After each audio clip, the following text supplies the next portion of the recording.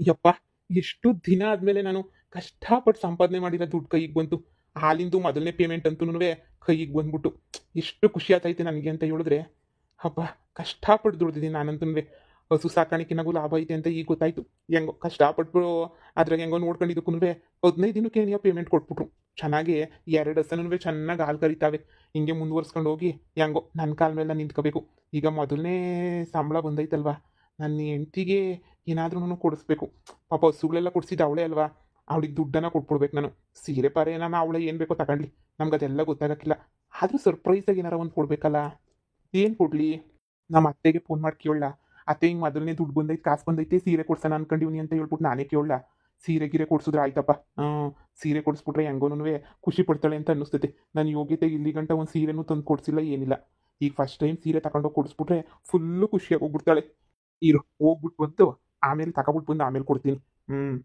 ನಿಮ್ಮ ಅತ್ತೆ ಅವಳೆಲ್ಲ ಸರಿ ಇಲ್ಲ ಕಣವ. 420 ಅವಳು ದೊಡ್ಡ 420ನೇ ತಗ. ನಿನ್ನ ಬಗ್ಗೆ ಇಲ್ದಿರೋದು ಪಲ್ದಿರೋದೆಲ್ಲನೂ ಊರು ತುಂಬ ಹೇಳ್ಕೊಂಬಿಟ್ಟು ಬರ್ತಾಳೆ. ನನ್ನ ಸೊಸೆ ಸರಿ ಇಲ್ಲ, ನನ್ನ ಸೊಸೆ 420, ನನ್ನ ಸೊಸೆ 8 ಪಾರ್ಟಿ ಅಂತ ಹೇಳ್ಬಿಟ್ಟು ಅಯ್ಯೋ ಸಿಕ್ಸ್ ವರ್ಷದಾಗೆಲ್ಲ ಹೇಳ್ಕೊಂಬಿಟ್ಟು ಬರ್ತಾಳೆ. ಯಾಕಂದರೆ ಊರು ಮುಖ್ಯಸ್ಥೆ ಅವಳೇ ನೀನು ಆಗಬೇಕು ಅಂತ ಹೇಳ್ಬಿಟ್ಟು. ನಾನು ನಿಮಗೆ ನಿನ್ನ ಮ್ಯಾಲ ನಂಬಿಕೆ ಐತೆ ಕಣವ. ನೀನು ಅಂತಳು ಅಂತ ಹೇಳ್ಬಿಟ್ಟು ನಾನೇನು ನೋಡಿಲ್ವೇ, ಅವತ್ತಿಂದನೂ ನೋಡಿವ್ನಿ ನಾನಂತೂ ಅಂತಳು ಅಂತ ಹೇಳ್ಬಿಟ್ಟು ನನಗೆ ಗೊತ್ತಿಲ್ವೇನು. ನೀನು ಹೆಂಗೆ ಬಾಳ್ವೆ ಮಾಡ್ತಿದ್ಯಾ ಅಂತ ಊರವ್ರಿಗೆ ನಿನಗೆ ಗೊತ್ತು. ಬೇಕು ಅಂತ ನೀನು ನಿನ್ನ ಬಗ್ಗೆ ಎಲ್ಲ ಕೆಟ್ಟದಾಗೆ ಒಬ್ಬಿಸ್ಕೊಂಬಿಟ್ಟು ಬರ್ತಾವಳೆ. ಅಯ್ಯೋ ನಮ್ಮ ಅತ್ತೆ ಕತೆ ನನಗೆ ಗೊತ್ತಿಲ್ವಾ. ನನ್ನ ಬಗ್ಗೆ ಇಲ್ದಿರೋದು ಅದು ಇದು ಏನಾದರೂ ಹೇಳ್ಕೊಂಬಿಟ್ಟು ಬರಲಿ, ನನಗೆ ಯಾವ ಬೇಜಾರೂ ಇಲ್ಲ ಬಿಡಿ. ಏನಕ್ಕೆ ಬೇಜಾರು ಮಾಡ್ಕೋಬೇಕು, ಏನಕ್ಕೆ ತಲೆ ಕೆಡಿಸ್ಕೋಬೇಕು ಶಾನೆ. ನಾನು ಏನಕ್ಕೂ ಬೇಜಾರು ಮಾಡ್ಕೊಳಕ್ಕಿಲ್ಲ. ಹೌದಾ, ನಾನು ಕೆಟ್ಟರು ಅಂತ ಹೇಳ್ಕೊಬಿಟ್ಟು ಬರ್ತಾರ. ಕೆಟ್ಟರು ಅಂತಲೇ ಅನ್ಕೊಂಡ್ಲಿ ಬಿಡಿ, ಜನನೇ ತೀರ್ಮಾನ ಮಾಡಲಿ. ನಾನು ನಮ್ಮ ಅತ್ತೆ ಬಗ್ಗೆ ಏನೂ ಮಾತಾಡೋಕೆ ಹೋಗಿಲ್ಲ. ನಿಮ್ಮ ಅಣ್ಣ ಮತ್ತೆ ಒಳ್ಳೆಳು, ನಮ್ಮ ಅತ್ತೆ ಕೆಟ್ಟಳು, ನಮ್ಮ ಅತ್ತೆ ಹಂಗೆ, ನಮ್ಮ ಅತ್ತೆ ಹಿಂಗೆ. ಅಕ್ಕ ನಂಗೆ ಏನೂ ಬೇಕಿಲ್ಲ. ನಾನಾಯಿತು, ನನ್ನ ಜೀವನ ಆಯಿತು. ಆ ಮುಖ್ಯಸ್ಥೇನೂ ಅಷ್ಟೇ, ಜನ ಆಯ್ಕೆ ಮಾಡ್ತಾರ. ಅವ್ರಿಷ್ಟ, ಅವ್ರಿಗೆ ಬೇಕೇ ಬೇಕು ಅಂತಂದರೆ ಮಾಡ್ತಾರೆ. ಇಲ್ಲ ಅವ್ರಿಗೇನಾರ ಬ್ಯಾರೆ ಅದು ಇದು ಅಂತ ಹೇಳ್ಬಿಟ್ಟು ಬಂಗಾರಮ್ಮನ ಇಷ್ಟು ದಿನ ನೋಡವ್ರೆ. ಬಂಗಾರಮ್ಮ ಅವ್ರ ಮಾತಿನ ನೀನು ಕೇಳ್ತೀನಿ ಅಂತಂದರೆ ಕೇಳಿ ಬಿಡಿ, ಅದ್ರಾಗ ಏನಂತೆ. ಈಗ ನಾನು ಹೊಸ್ದಾಗೆ ಹಂಗೆ ಹಿಂಗೆ ಅಂತ ಹೇಳ್ಬಿಟ್ಟು ನಾನು ಜನಗಳಿಗೆಲ್ಲ ಏಳ ಅಂತದ್ದು ಏನೈತಿ ಹೇಳಕ್ಕ. ಅರ್ಥ ಮಾಡ್ಕೋಬೇಕು ಜನರೇ ಅಲ್ವಾ. ಆ ಬಂಗಾರಮ್ಮ ಎಷ್ಟು ಹೇಳಿದ್ರು ನಮ್ಮ ಜನ ನಂಬಕ್ಕಿಲ್ಲ ಬಿಡವ. ನಮ್ಮ ಜನ ಯಾಕೆ ನಂಬ್ತಾರೆ, ಯಾಕಂದ್ರೆ ಅವಳು ಏನು ಹಂಗೆ ಅಂತ ಕಿತ್ತೋದು ಬಡ್ಡಿ ಅಂತ ಹೇಳ್ಬಿಟ್ಟು ಇಡೀ ಊರವ್ರಿಗೆ ಎಲ್ರಿಗೂ ಗೊತ್ತು. ಇಡೀ ಊರಿಗೆ ನೀನು ಎಲ್ಲ ಗೊತ್ತಿರೋ ವಿಷಯ. ನೀನು ಇನ್ನು ಜನರು ಅವಳ ಅಮ್ಮ ಹೇಳ್ಕೊಬಿಟ್ಟು ಬಂದ್ಲು ಅಂತ ಹೇಳ್ಬಿಟ್ಟು ನಿನ್ನ ಬಗ್ಗೆ ಏನು ಕೆಡ್ದಾಗ ಮಾತಾಡ್ತಾರ. ಕೆಡ್ದಾಗೂ ಮಾತಾಡಕ್ಕಿಲ್ಲ, ಏನು ಮಾತಾಡಕ್ಕಿಲ್ಲ. ಸುಮ್ಕೆ ಅವಳಂಗೆ ಆಡ್ತಾಳ ಅಷ್ಟೇ ನೀನು. ಆದರೂ ಇರೋ ವಿಷಯ ಹೇಳನಿ ಅಂತ ಹೇಳ್ಬಿಟ್ಟು ಬಂದೆ. ಹಿಂಗೆ ಐತೆ ಅಂತ ಹೇಳ್ಬಿಟ್ಟು ಹೇಳ್ಬೇಕಲ್ಲ, ಅದಕ್ಕೆ ಬಂದೆ ಅಷ್ಟೇನೆ. ಥ್ಯಾಂಕ್ಸ್ ಅಕ್ಕ. ಬಂದ್ಬಿಟ್ಟು ನನಗೊಂದು ಚೂರಾದ್ರೂ ವಿಷಯ ಹೇಳಿದ್ರಲ್ಲ ಹಿಂಗೆ ಅಂತ ಕುಂತ್ಕೊಳ್ಳೋಕೆ ಕಾಫಿ ಗಿಫಿ ಕುಟ್ಕೊಂಡು ಹೋಗಿವ್ರಂತೆ. ನಮ್ಮ ಅತ್ತೆ ಬಗ್ಗೆ ಬುಟ್ಟಾಕಿ, ನಮ್ಮ ಅತ್ತೆ ಬಗ್ಗೆ ನಾನು ತಲೆ ಕೆಡಿಸ್ಕೊಳ್ಳೋಕೆ ತಯಾರಿ ನನಗೆ ಇಲ್ಲ. ಅಯ್ಯಮ್ಮ ಏನಾದರೂ ಮಾಡ್ಕೊಂಡು ಹೋಗ್ಲಿ, ಏನೇನು ಮಾಡ್ಕೋಬೇಕು ಏನಾರ ಮಾಡ್ಕೊಂಡು ಹೋಗ್ಲಿ, ನನಗೇನು ಆಗಲೇಬೇಕು ಅಂತ ಏನಿಲ್ಲ. ನಮ್ಮ ಅಮ್ಮ ನನ್ನ ಗಂಡ ಇಬ್ರು ಶಾನೆ ಬೋಲ್ವಂತ ಮಾಡಿದ್ರು. ಆಗಬೇಕು ಪುಟ್ಟಿ ನೀನು, ಆಗಬೇಕು ಪುಟ್ಟಿ ನೀನು ಅಂತ ಹೇಳ್ಬಿಟ್ಟು ಕಣಕ. ಅದಕ್ಕೆ ನಾನು ಆಗನಿ ಅಂತ ಹೇಳ್ಬಿಟ್ಟು ಹಂಗೆ ಅಂದ್ಕೊಂಡೆ. ಬುಡಕ್ಕ ಪರವಾಗಿಲ್ಲ ಬಿಡು. ಹೇಳ್ಕೊಂಬಂದ್ರೆ ಹಂಗೆ ಹೇಳ್ಕೊಂಬಿಟ್ಟು ಬರಲಿ. ಕುಂತ್ಕೊಳ್ಳಿ, ಕಾಫಿ ತಗೊಬಿಟ್ಟು ಬರ್ತೀನಿ. ಏನ್ ಬೇಡ ಕಣವ, ಏನ್ ಬೇಡ ಹೇಳು. ಕಾಫಿ ಗಿಫಿ ಏನು ಬೇಡ. ನಂಗೆ ಅವ ಮುಂದ್ಕೊಂಡ್ರೆ ಒಂದು ಚೂರು ಆಗಕ್ಕಿಲ್ಲ. ಅದಕ್ಕೆ ನಿಂಗೆ ಹೇಳ್ದೆ ಅಷ್ಟೇ ನಿನಗೆ.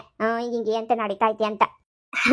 ಅಯ್ಯೋ ಬಿಡಿ, ಪರವಾಗಿಲ್ಲ ಆಯ್ತು. ಇನ್ನು ಏನೇನು ಮಾಡಬೇಕು ಅಂತ ಅನ್ನಿಸ್ತದೋ, ಅಯ್ಯಮ್ಮಂಗೆ ಇನ್ನೂ ಏನೇನು ಕೇಳಬೇಕು ಏನೇನು ಮಾಡಬೇಕು ಅಂತ ಅನ್ನಿಸ್ತದೋ ಎಲ್ಲ ಮಾಡ್ಲಕ್ಕ ನನಗೆ ಯಾವ ಬೇಜಾರೂ ನನಗಿಲ್ಲ ಬಿಡು.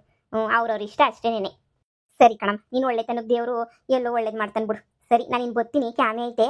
ನನಗೆ ಒಂದೇ ಅಂತ ಹೇಳ್ಬಿಟ್ಟು ಏನು ಹೇಳಕ್ಕೆ ಹೋಗ್ಬೇಡ, ಸರಿನಾ? ಸರಿ ಅಕ್ಕ, ಆಯಿತು.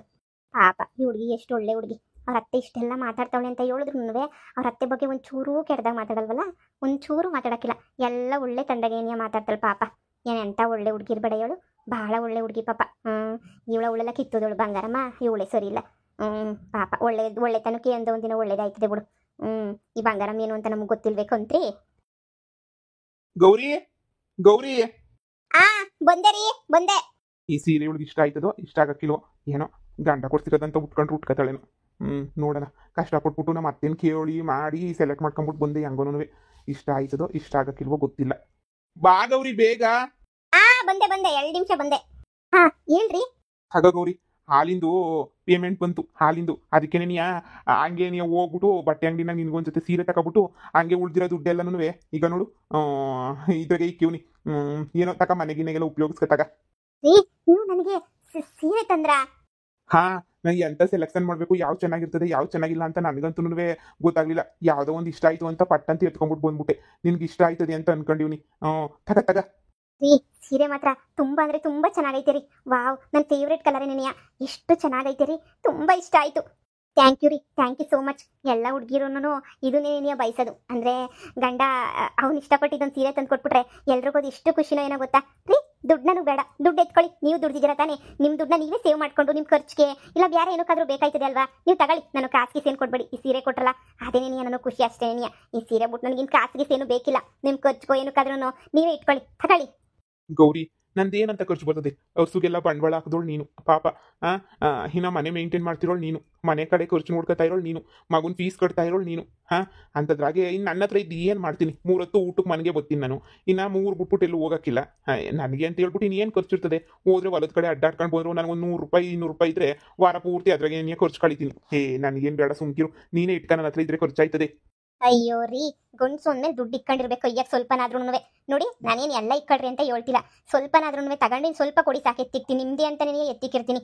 ಯಾಕಂದರೆ ನಿಮಗೂ ಖರ್ಚಿರ್ಬೇಕು. ಇಲ್ಲಿ ಯಾರೋ ಎಲ್ಲೋ 4 ಜನ ಊಟಕ್ಕೆ ಹೋದ್ರಿ ಫ್ರೆಂಡ್ಸುಗಳು, ನಿಮ್ಗೆ ಜೋಬಾಗ 100 ರೂಪಾಯಿ ಇದ್ದು ಕೊಡೋಕ್ಕೂ ಕಾಸಿಲ್ಲ ಅಂದರೆ ನಿಮ್ಗೊಂಥರ ಮನ್ಸಿಗೆ ಇರ್ಸ್ಮುರ್ಸ್ ಆಗೋಕ್ಕಿಲ್ವಾ ಹೇಳಿ?